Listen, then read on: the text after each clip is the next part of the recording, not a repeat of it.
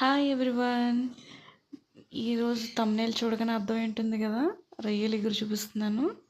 నచ్చితే కనుక ఫాలో అయిపోండి.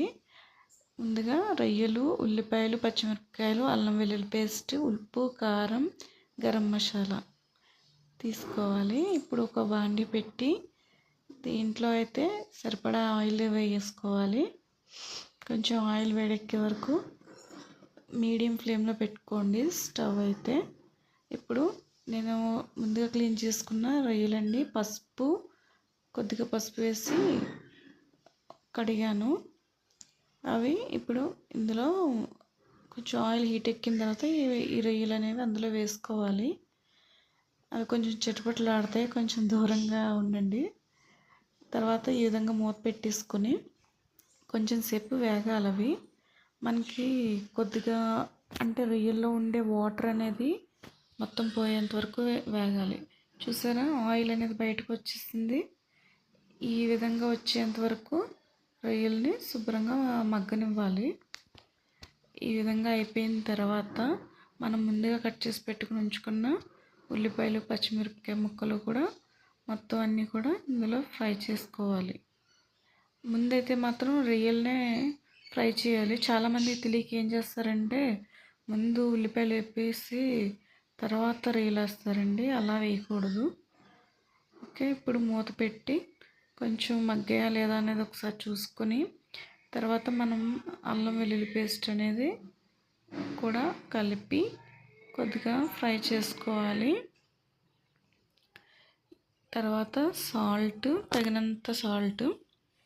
కొంతమంది ఎక్కువ తింటారు, కొంతమంది తక్కువ తింటారు. కానీ నాన్ వెజ్ కర్రీస్లో కారం, ఉప్పు అనేవి కొంచెం ఎక్కువగానే పడతాయి. అలా ఉంటేనే టేస్ట్ కూడా తెలుస్తుంది.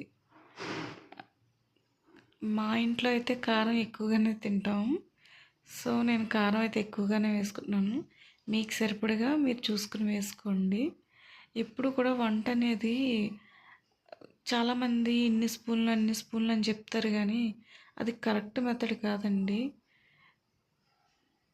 మనకి ఇప్పుడు గరం మసాలా వేస్తున్నాను. మనకి ఎప్పుడు కూడా వంట అనేది ఎంత క్వాంటిటీలో తీసుకున్నా ఉజ్జాయింపుగా వేయగలగాలి. అప్పుడే మనం వంట అనేది ఫుల్ ఫ్లెడ్జ్గా నేర్చుకోగలుగుతాం. నేను కూడా అమ్మని అలానే అడిగేదాన్ని ఇంతకుముందు అయితే. ఇప్పుడు అలా ఏం లేదు. నేను సొంతంగా ఎంత క్వాంటిటీ అయినా సరే వేస్ట్ చేయగలుగుతున్నాను. ఇవన్నీ మగ్గిన తర్వాత కొంచెం వాటర్ యాడ్ చేసుకోవాలి. సరిపడిగా వాటర్ అయితే నేను కలిపాను.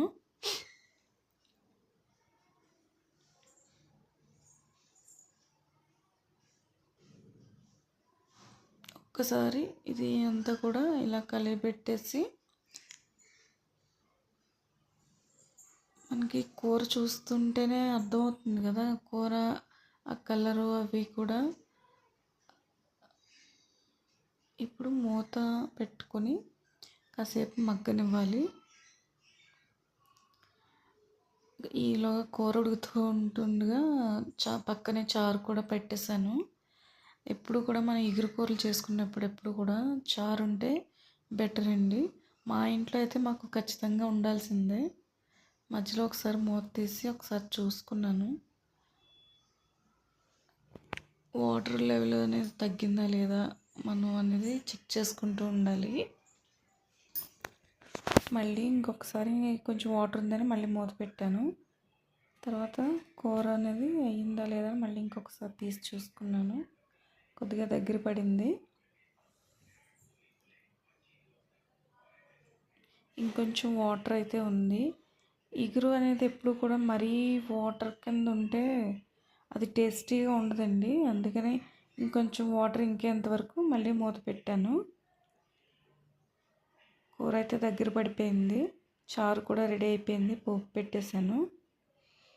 కూర కూడా రెడీ అయిపోయింది. మన సర్వింగ్ బౌల్లో ఇలా ట్రాన్స్ఫర్ చేసుకుని కొత్తిమీరతో గార్నిష్ చేసి